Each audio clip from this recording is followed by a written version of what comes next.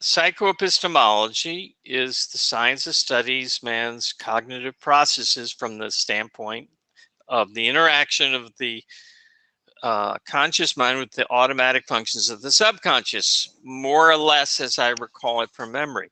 So that means that psychoepistemology is about how your mind accesses your brain. So for instance, all of the concretes would include every instance of remembering anything, including remembering how to do something, like how to do this. Okay, physical skills is a psychoepistemological issue, but it's an area of its own. The capital of New York State is Albany, recall that way. I remember our last session, at least roughly, our last Q&A several months ago, episodic memory. What else would be in there? Anything that you can bring to consciousness or utilized by consciousness is stored in the subconscious, and psychoepistemology concerns first of all, the accessing of it, but then there's the laying down of it. So there's a, retrieval and storage, and I've been talking about retrieval, storage. What are the instances of that? Well, you remember this conversation. It goes through your mind, you pay attention, and it gets stored in your brain so it can be retrieved. You have you remember where you were when the jetliners hit the World Trade Center. You remember your experiences on crucial emotional moments that were long ago. That's storage. Then there are things you memorize, things you deliberately put down into storage, such as poems or how to do a skill. There's the learning of the skill and then the releasing of the skill, so to speak. So there's the putting into the brain and the taking out of the brain. By what? By your conscious self, by your volitional conscious self. Yes. Psychoepistemology as a discipline, there's different things. The term can mean different things. The discipline of psychoepistemology is contrasted with that is the field of psychology that's concerned with psychoepistemology, is contrasted with the field of psychology that deals with motivation. So one field concerns what are your values?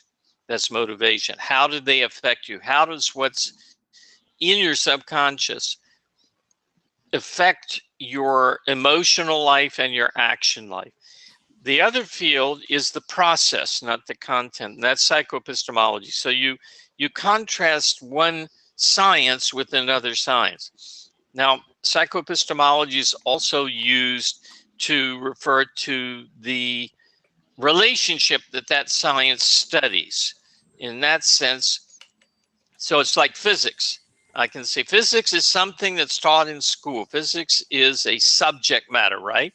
But I could also say, the physics of Galt's invention wouldn't work. They would, by the way.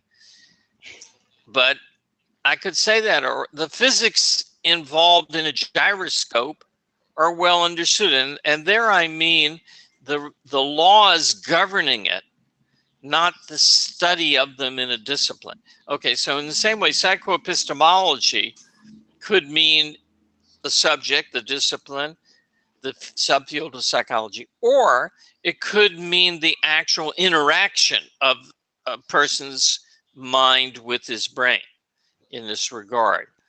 And in that sense, you form the concept the way that Ayn Rand did, which is she observed a pattern in how, I believe it was Barbara Brandon, was thinking that was different from hers and was wrong. And she decided that Barbara Brandon was not doing this volitionally. So she observed that Barbara Brandon was concrete bound, I guess. And yet Barbara Brennan was trying to understand Ayn Rand thought. Probably she wasn't. But, and you know, a given person, let's say, is concrete bound, and yet you can see him struggle to get a principle. So it's not that he's lazy. And from that, she saw that people have mental habits. That's the concrete. She got it from people's mental patterns of cognitive functioning. One person sticks close to concretes. Another person has floating abstraction. One person works to get clear. Another person is content with a broad overview. There's only a limited number of psychoepistemologies that I know of. The most important aspect is the relation of abstractions to concrete. So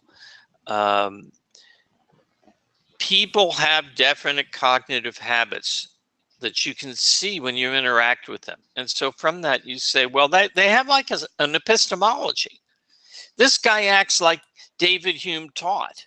This guy thinks like William James recommended you think. This guy thinks like Hegel thinks. So as this guy thinks like rationalism were true, this other guy thinks as if empiricism were true, as if he's carrying out the philosophy of David Hume.